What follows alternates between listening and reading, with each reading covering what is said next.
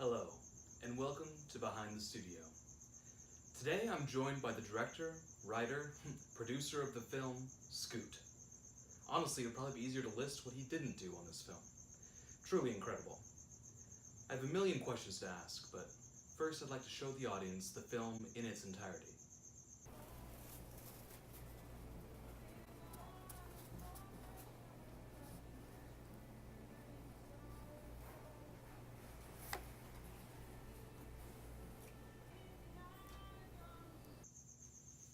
Truly incredible. Now, everyone is wondering, Christopher, Scoot, where did the idea come from? Well, I googled cute pig. Image search, of course, a few minutes before the film was captured, and, well, the rest is history. Incredible. What led to the decision to have two clouds instead of one? Yes, that was hotly debated in the studio. There was votes for 3 clouds at one point. We went from 1 to 4, and we settled on 2 because it felt like there was this nice balance between the sun, the 2 clouds, the 1 pig. There was a symmetry, there was a mathematics almost to the beauty of it. Now, Christopher, is this the cup from the actual film? Oh, no. This here is a exact replica. The original cup was destroyed in the making of the film. There was accident on set. Someone on set lovingly recreated this. You can see here, this is a Starbucks cup from Barnes & Noble. We have 2 clouds and a sun, and of course an approximation of the original Scoot drawing. Beautiful. Brings back memories. Such a great film. Now, little birdie told me that you actually had a hand in composing some of the music for Scoot. Yeah, that is a funny story. You know, I'm not exactly a musician, but I dabble here and there, and I just felt compelled one morning. I got to set, and inspiration struck. I had this sonic, oral soundscape in my mind of what would color the film in the proper way, musically, tonally. Actually, would you like me, there's a keyboard over there, would you like me to play a few notes and just kind of show you the process? All right.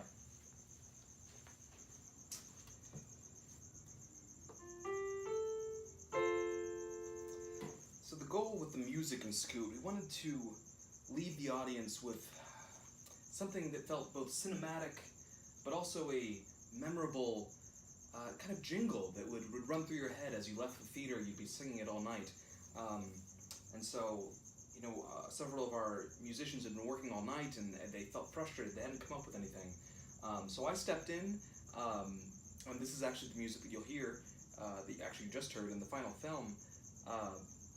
Let me just play it. Scoot! Scoot! You're a pig, Scoot! Scoot the pig is a Scooty pig!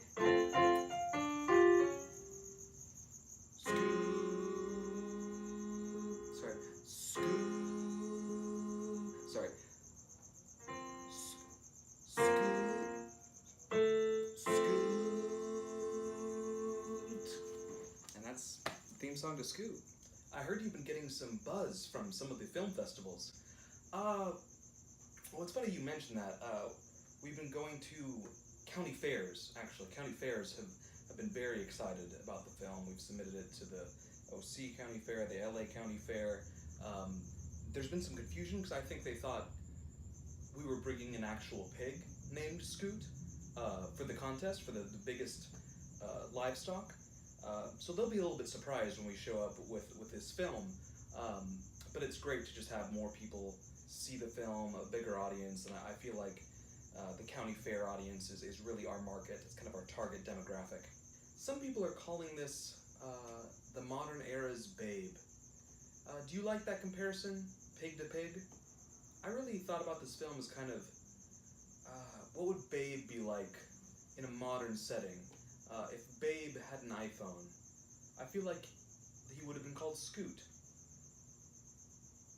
You know, he'd be a busy pig, he'd have a lot to do, so he'd be scooting around the city. Maybe he's on a bird scooter. I mean, the bird-pig thing doesn't really work, but, you know, when we originally were brainstorming, we kind of went into this period where we were like, throw out any idea. We knew we wanted to be vaguely animal-themed. So we said, should it be about a dog? A pig? Should it be about Tim Tebow? I don't know why that idea caught on, but it was thrown out in the writer's room, and we kind of jumped on it, but Tim's people weren't about it. You know, the moment of discovery really happened is we kind of decided on making a movie about a pig, and so I just started throwing out some ideas. You know, I started sketching. I said, Scott? Scott? Would the name of the pig be Scott? And then I thought, no, that doesn't make any sense. That's a man's name. So then I wrote Scat, because I was trying new vowels, and I don't remember what scat means, but I'm sure it just didn't sound right. Then I wrote, hey, the Scott, if you add an O to it, Scoot. And we had our title. That was it. We never changed from that point on. So we have a quote here from Vanity Fair. Let me read this, make sure I got it right. It says, this movie is just a poorly drawn pig on a Starbucks cup. Turn it off. Turn it off. This is slander, I swear to you. This is a masterpiece. Scoot is my masterpiece. I don't understand. What are you doing about this? Why?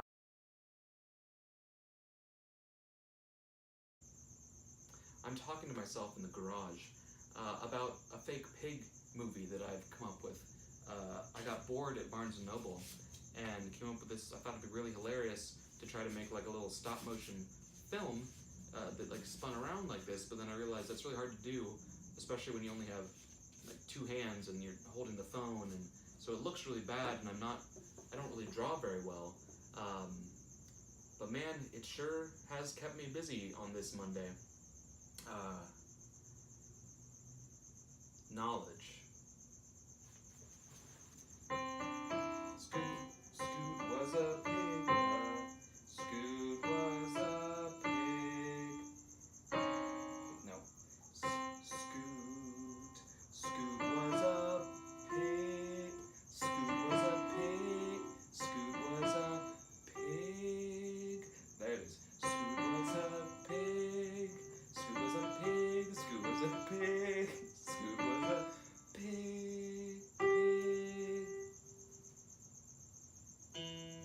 Scoot was a pig. Scoot was a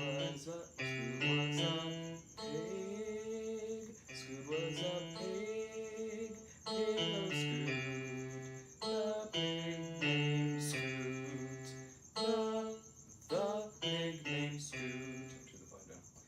The pig named Scoot. Scoot the pig. Scoot.